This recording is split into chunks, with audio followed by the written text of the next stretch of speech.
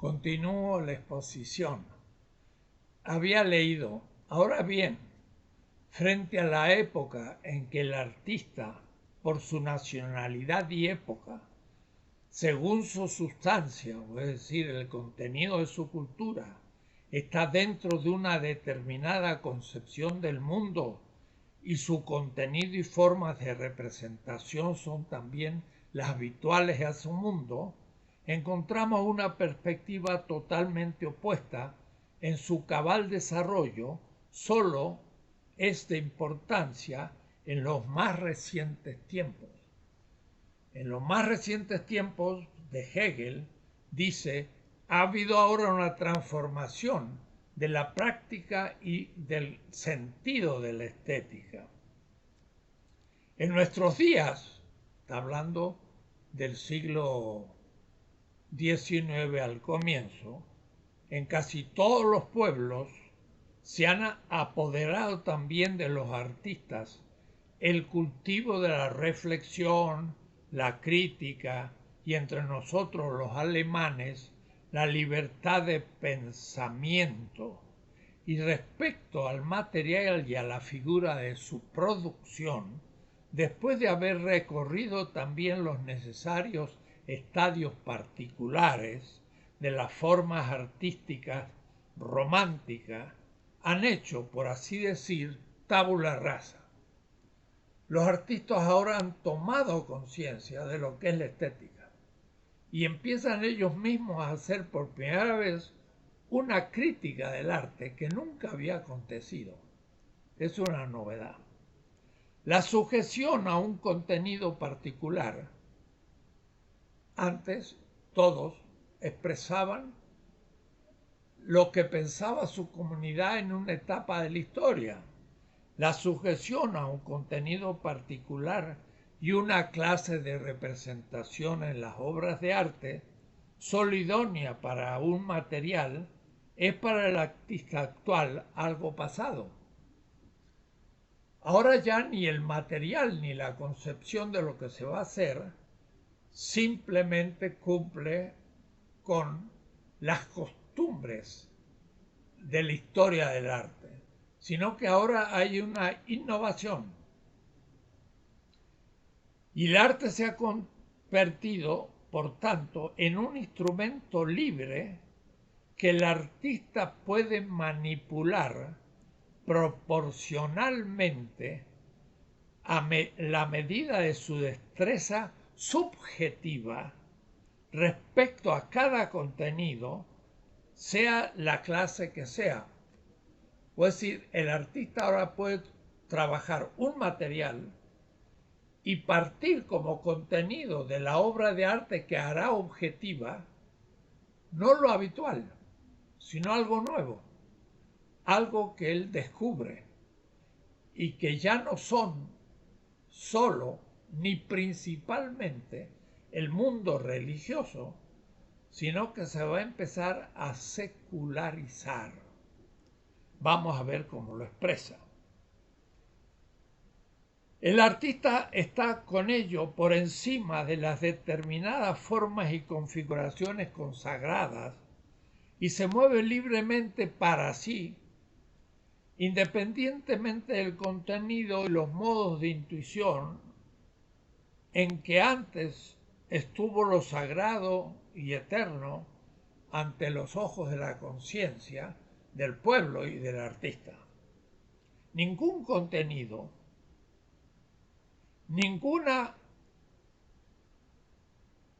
forma de la obra es ya inmediatamente idéntica con la intimidad, con la naturaleza, la inconsciente esencia sustancial del artista.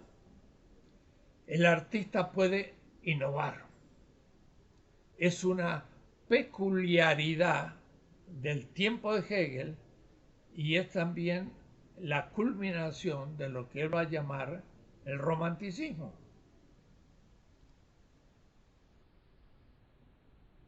Todo material puede ser indiferente con tal que no contradiga la ley formal de ser en general bello y susceptible del tratamiento artístico.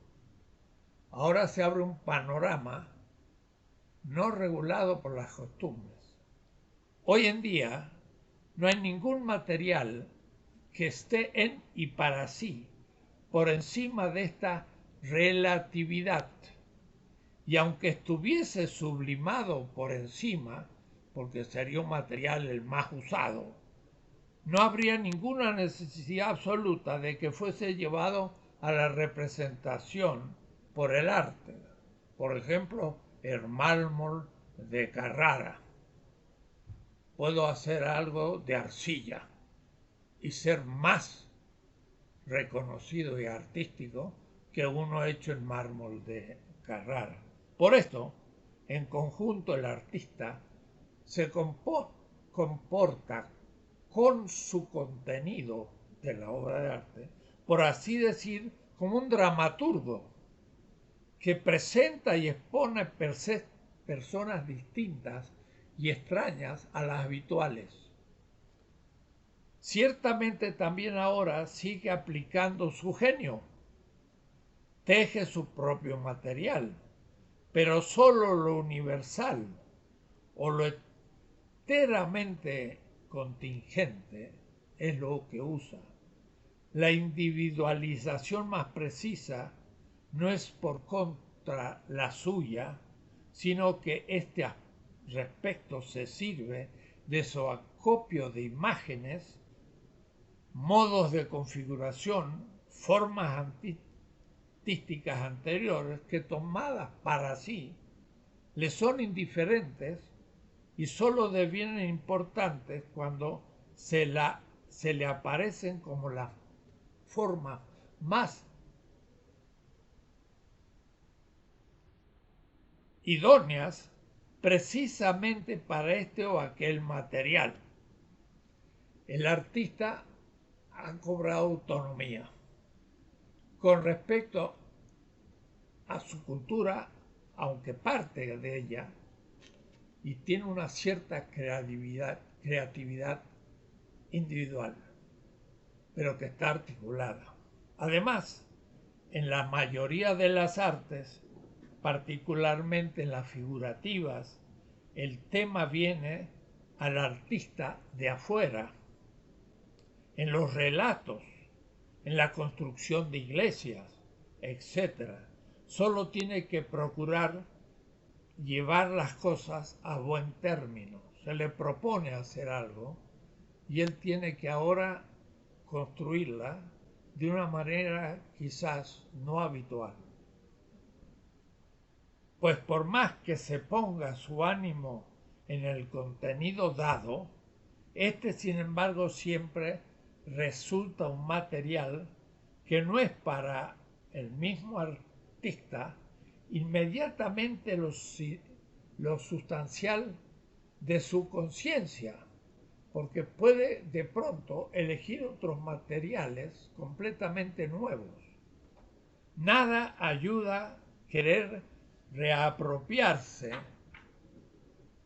por decir sustancialmente, o decir como el contenido de la obra de arte, concepciones del mundo pasadas, del pasado. Es decir, introducirse firmemente en unos modos de concepción, como por ejemplo convertirse al catolicismo, tal como por causa del arte han hecho muchos en los últimos tiempos, a fin de fijar su ánimo y hacer que la determinación determinada de su representación de la obra se convierta para sí mismo en algo que sea en y para sí, o es decir, hacerse católico para poder representar un arte católico. Él dice, se puede hacer un arte católico sin serlo, porque el artista ha ganado una cierta autonomía. El artista no puede tener necesidad primero de ponerse en claro con su ánimo y deber procurarse de la salvación de su propia alma. Su alma grande y libre, antes de ponerse a producir, debe saber y tener desde un principio su propio sitio y estar segura de sí y confiada en sí.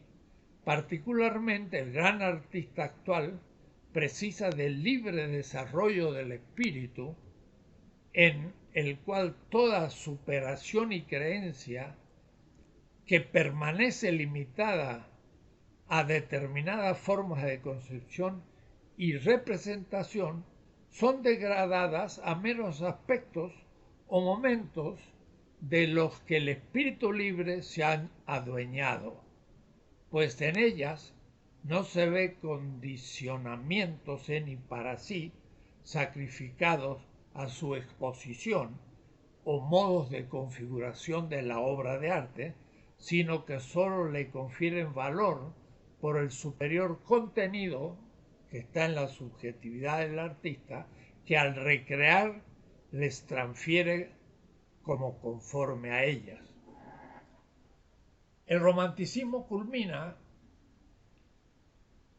en la autonomía del artista y su libre expresión, que representa a un pueblo y a una época, pero dándole una individualidad propia que no tenían en el pasado, que eran más bien como artesanos, que cumplían funciones, pero no de la estética romántica, tal como Hegel comienza a concebirla.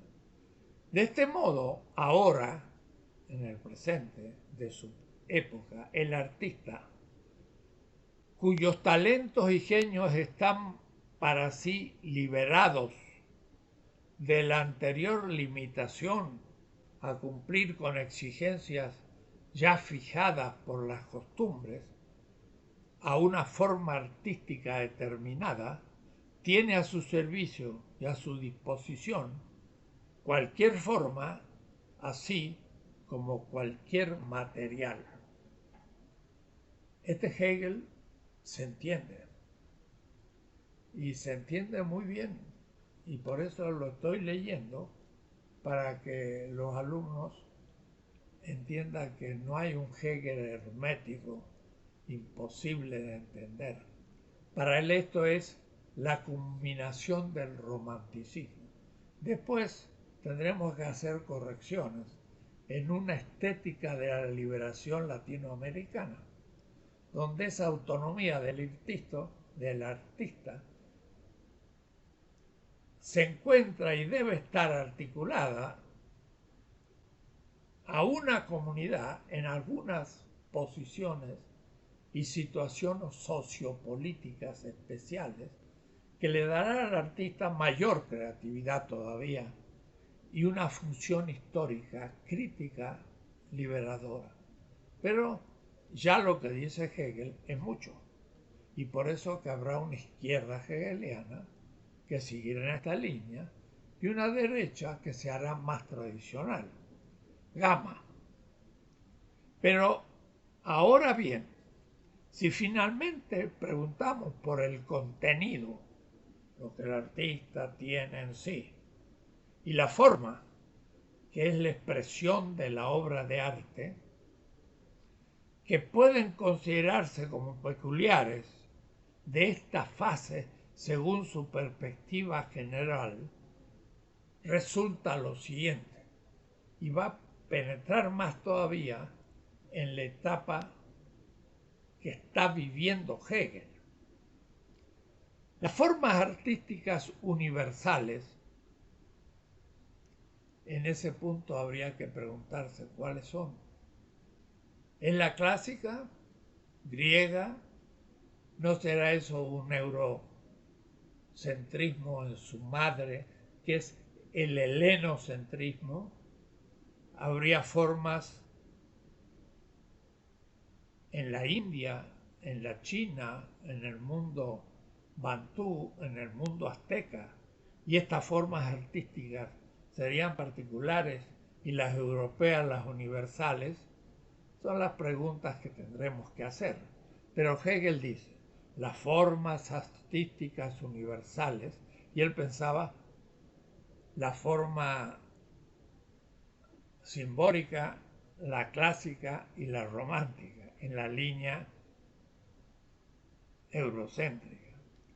Las formas artísticas universales se referían primordialmente a la verdad absoluta que el arte alcanza, porque se referían a los dioses y a los mitos constitutivos de las culturas, y encontraban el origen de su particularización en determinada aprehensión de lo que para la conciencia de ese pueblo valía como lo absoluto y llevaba en sí mismo el principio de su clase de configuración en la obra de arte.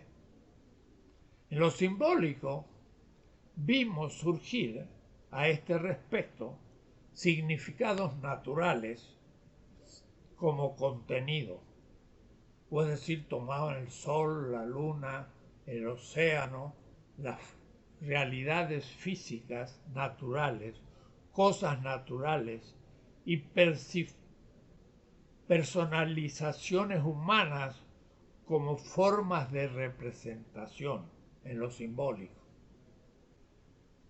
En lo clásico griego, la individualidad espiritual, los dioses ya eran individuos antropomorfizados, pero como olvidada presencia corpórea, por encima de la cual estaba la necesidad abstracta del destino. Todos funcionaban muy parecido a los humanos, los dioses, aunque fueran eternos. Sin embargo, había como una regularidad del todo, que era el destino. No había libertad, y menos el artista. El artista al fin estaba en manos del destino, como lo estaba Prometeo. En lo clásico, la individualidad espiritual, pero como olvidada presencia corpórea, por encima de lo cual estaba el destino. En lo romántico, pasando a la tercera forma, la espiritualidad como subjetividad inmanente a ella misma.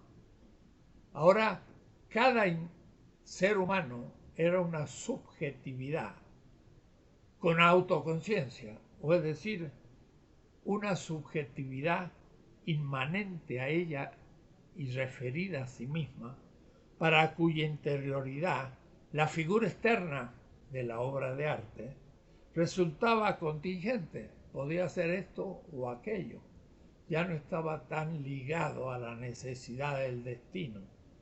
También en esta última forma artística era como las anteriores, lo divino en sí y para sí objeto del arte, del cristianismo originario, de la Edad Media, el Renacimiento y el comienzo de la modernidad.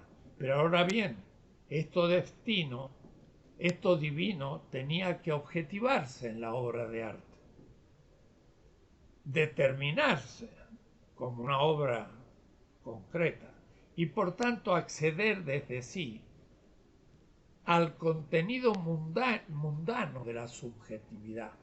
La subjetividad ahora tenía que objetivarse y devenir un momento del mundo, una obra. Los suecos de Van Gogh era un momento del mundo, y hablaba de todo el mundo, interpretaba el mundo, pero era parte del mundo.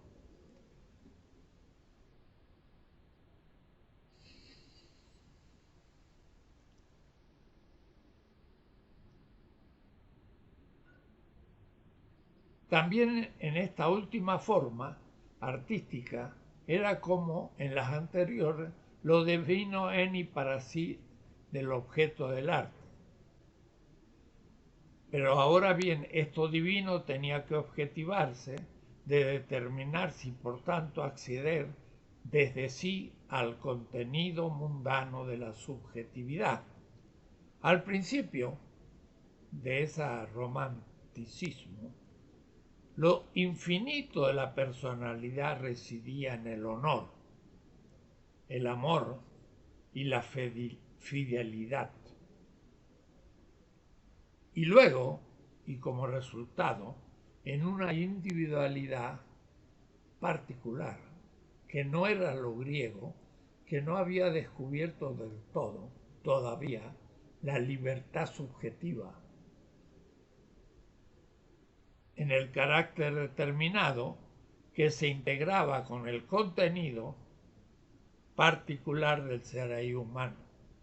Finalmente, el humor, que sabía hacer vacilar y disolver toda determinación, superó a su vez esta concrescencia con tal delimitación específica de su contenido que hizo que el arte se trascendiera a sí mismo, porque entró en una autocrítica que él llama aquí pues el humor. Y el humor empezó, como también había sido en otras etapas, el escepticismo, a roer un poco las certezas. Y de ahí finalmente el humor, que sabía hacer vacilar y disolver toda determinación, superó a su vez esta concretidad con tal limitación específica del contenido que tenía el artista que hizo que el arte se trascendiera a sí mismo y ya el artista se liberara de los condicionamientos absolutos de su comunidad y de su tiempo. Sin embargo, en esta trascendencia del arte, que empezaba a poder expresar algo nuevo, asimismo, esta es igualmente un retorno del hombre a sí mismo, un descenso al interior de su propio pecho, autoconciencia, con lo que el arte aparta de sí toda limitación fija a un círculo determinado del contenido y de la aprehensión. El ser humano, el artista, puede tomar un aspecto de la realidad. No queda determinado por las modas ni los gustos. Puede crear una nueva visión de un aspecto y hacer del humano un nuevo santo. La profundidad y la altura del ánimo humano como tal, lo universalmente humano, en sus alegrías y sufrimientos, sus afanes y actos y destinos.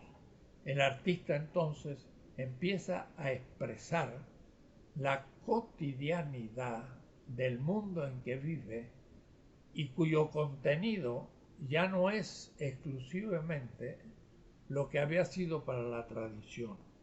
Con esto el artista extrae su contenido de sí mismo y es el espíritu humano que se determina efectivamente a sí mismo. Los dioses empiezan a quedar un poco en la oscuridad. Es ahora el artista que considera la trama y expresa la infinitud de sus sentimientos y situaciones. Y aquí donde él analiza bastante a Shakespeare en todas sus pasiones, contradicciones y dramas que son justo propias de la subjetividad moderna que el artista también vive y expresa.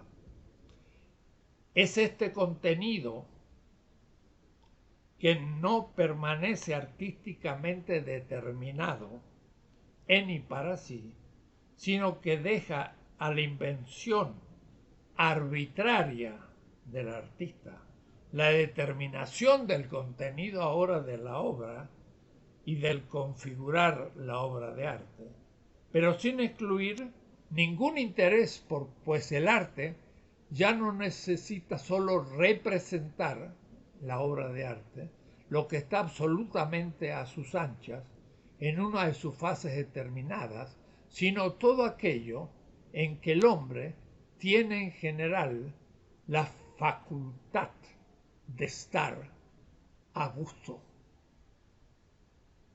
Ahora bien, dada esta amplitud y multiplicidad del material y de la posibilidad de la objetivación de un artista que ha logrado la autonomía, articulado a un pueblo, pero al mismo tiempo libre en la creación, que tendremos que después teorizar, ha de plantearse ante todo la exigencia que al mismo tiempo se revele por todas partes la presencia actual del espíritu respecto al modo del tratamiento. Aquí yo podría seguir leyendo, pero esta vez voy a hacer un salto y voy a pasar a la media página de la 445. Ahora bien, si después de esta constatación general del contenido peculiar de esta fase del romanticismo en la época de Hegel, en que el artista tiene autonomía como subjetividad creadora, volveremos la vista atrás a lo que en definitiva hemos considerado como las formas disolutorias del arte romántico y hemos subrayado primordialmente, por una parte, la desintegración del arte, la imitación de lo exteriormente objetivo en la conciencia, en la contingencia de su forma, de su figura, de su obra de arte. Por otra, en cambio, en el humor, el devenir libre de la subjetividad según su contingencia interna. El artista mismo traerá a una cierta crítica del arte y el arte se transformará en crítica también del arte. Ahora bien, como conclusión podemos todavía llamar la atención dentro del material previamente indicado sobre un compendio de estos extremos en el arte romántico. En efecto, así como en el paso de lo simbólico a lo clásico, ya lo hemos visto tantas veces, considerábamos la forma de transición de la imagen, la comparación y el epigrama, hacia que en lo romántico tenemos que hacer mención de una forma análoga, es decir, también crítica y como disolutoria de lo romántico.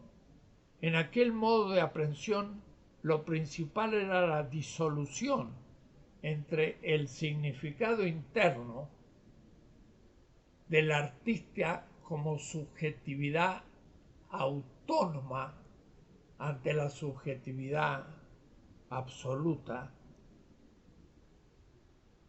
en aquellos modos de aprehensión lo principal era la disociación entre el significado interno y la figura externa, una escisión que fue parcialmente superada por la actividad subjetiva del artista que creaba, y particularmente en el epigrama transformada lo más posible en tal identificación.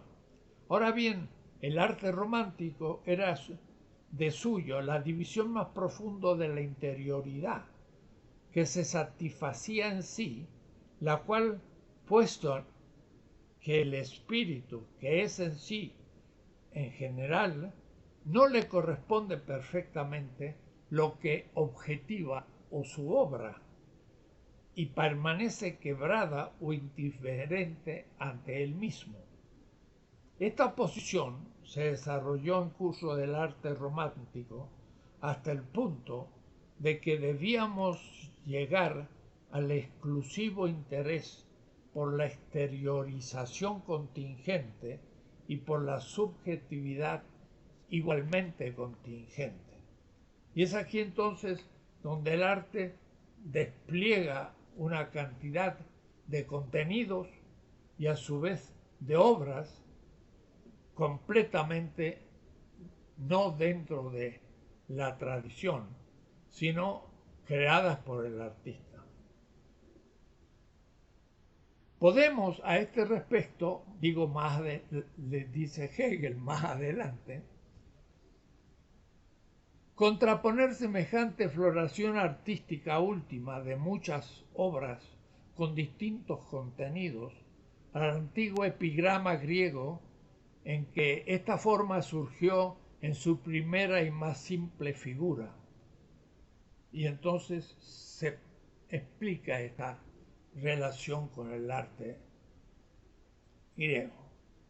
En otro punto aparte dice, de esto ofrecemos particularmente los persas y árabes en el esplendor oriental de sus imágenes, en la beatitud de la fantasía que se ocupa de sus objetos de modo por entero teórico, un espléndido modelo incluso para el presente, para la subjetividad íntima actual. Y aquí pone algunos ejemplos. Y ya en la conclusión dice lo siguiente. En la perspectiva de una libertad igualmente rica del espíritu, de la artística, pero de profundidad subjetivamente más íntima de la fantasía, se hallan entre los poetas más recientes, principalmente en Goethe, en la Diván occidental oriental, un gran ejemplo. Particularmente los poetas de Goethe del Diván se diferencian de los anteriores esencialmente y entra un análisis de los trabajos de Goethe. Y dice, aquí el amor está totalmente traspuesto a la fantasía, a su movimiento, dicha y beatitud.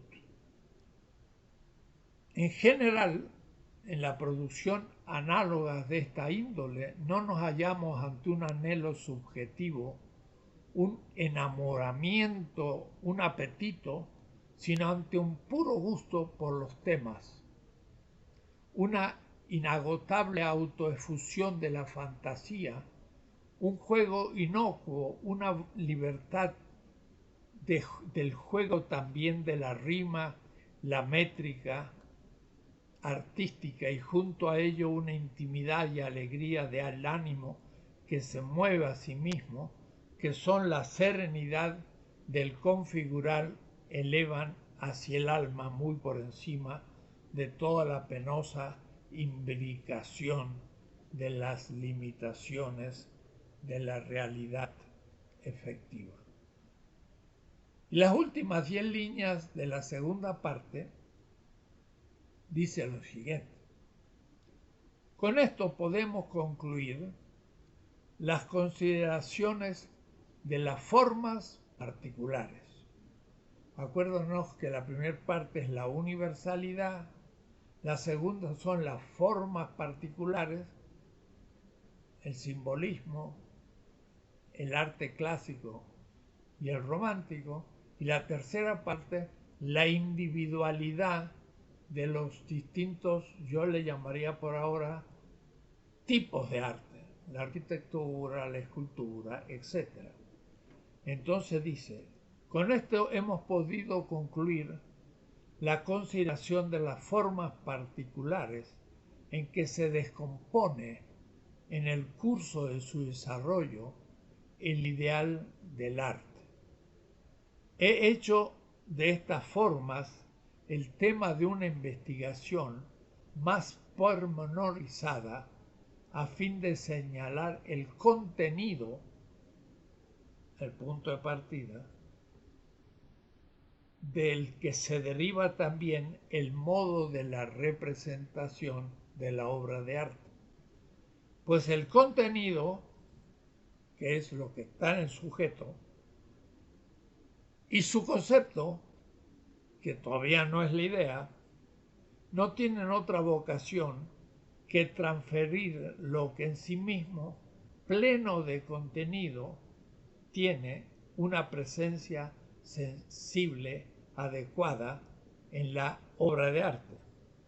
Y la filosofía del arte debe, por tanto, hacer que su principal ocupación sea, mediante el pensamiento, lo que son esto pleno de contenido, por una parte, la subjetividad y el modo bello de su manifestación en la obra de arte. Con esto, Hegel ha dado dos distintas descripciones. Una descripción histórica, eurocéntrica y lineal, antigüedad, los griegos y romanos, y desde la Edad Media la modernidad europea, pero no latina, sino germánica. Claro que sí, también va a hablar, y tiene que hacerlo, del primitivo cristianismo que estaba en el Oriente y de la Edad Media que toma un Dante, que es un poeta latino, y entonces está considerando también a la Europa románica. Pero lo que le interesa es la Europa germánica, el romanticismo, y de ahí esa afirmación de este individualismo del espíritu que se identifica también con la divinidad y que le da a la divinidad la posibilidad que en la historia Dios mismo se vaya conociendo. Le da al ser humano una dignidad infinita. Hegel. Y en el romanticismo es la culminación para él no sólo del arte, sino también de la política y también de la filosofía y también de la religión y de todos los aspectos de la cultura. Europa es el fin de la historia universal y la historia recorre un camino del oriente, el oriente, hacia occidente.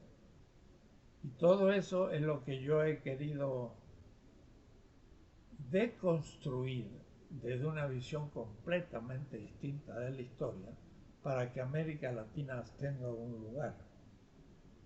Hegel entonces ha descrito en estas dos primeras partes de sus lecciones de estética la estética desde un punto de vista sumamente abstracto y al fin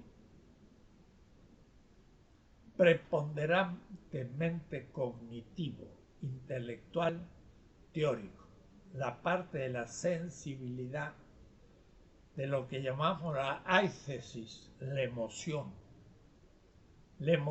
estética, y tal como lo voy a describir en un curso sistemático de ética, está prácticamente ausente. Hay algunas reflexiones, pero la estética se confunde con la verdad. Y también en Heidegger, porque para Heidegger también la estética, la obra de arte, devela la verdad de un mundo. Y entonces que la estética sea un gustar el mundo, Hegel pues realmente no ha hablado del tema, no nos ha explicado qué significa el gusto, el catar un vino, el apreciar el olor de un perfume. Y entonces él va a tomar de ahora en adelante 5 grandes campos estéticos. Pero por ejemplo, el arte culinario, que es el arte más popular y universal, que nos da la posibilidad de un alimento gustoso. Es un arte. El arte perfumario que los egipcios desarrollaron al infinito no existe. Y una cantidad de campos estéticos que Hegel no descubre. Es una visión muy intelectual, muy eurocéntrica, muy moderna del arte, pero muy pensada, con muchas categorías precisas, que usa hasta la redundancia, 1000 veces repitiendo la idea, el concepto, la subjetividad, la objetividad, la representación de la obra, etcétera, etcétera. En fin, una estética artística, pero le falta la estética de la belleza natural,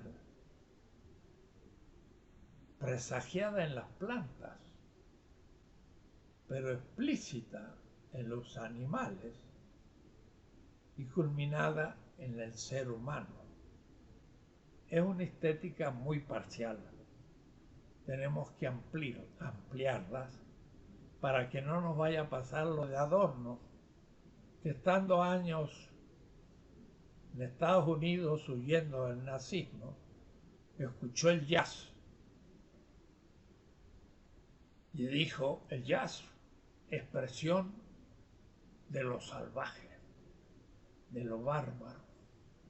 Y para colmo, dice Adorno, hasta el jazz deja momentos en que los componentes de un conjunto de jazz improvisan.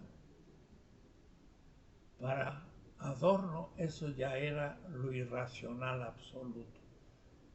El no tener escrita una música, sino que dejarla a la inspiración del artista que toca, no el que compone, sino el artista que reproduce la obra, pero como artista.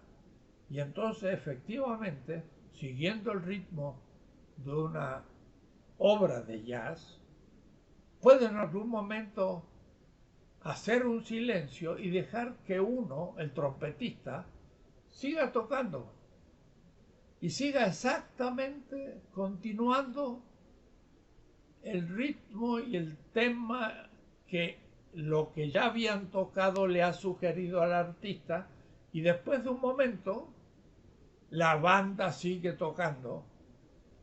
Y esto para Adorno era lo irracional.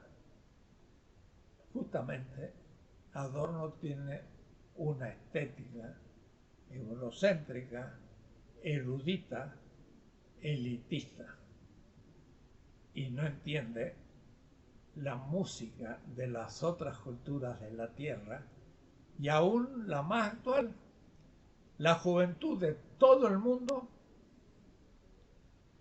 baila a un ritmo africano y dice que el África no ha aportado nada, pues todos los jóvenes del mundo, desde el jazz al boogie boogie y a todos los grandes ritmos de tambor que Alejo Carpentier en Pasos Perdidos lo encuentra al fin al tambor en las selvas tropicales de América Latina, junto a Rosario, la tercera mujer con la que él va buscando el origen de la música, y Carpentier dice: el tambor es el origen de la música.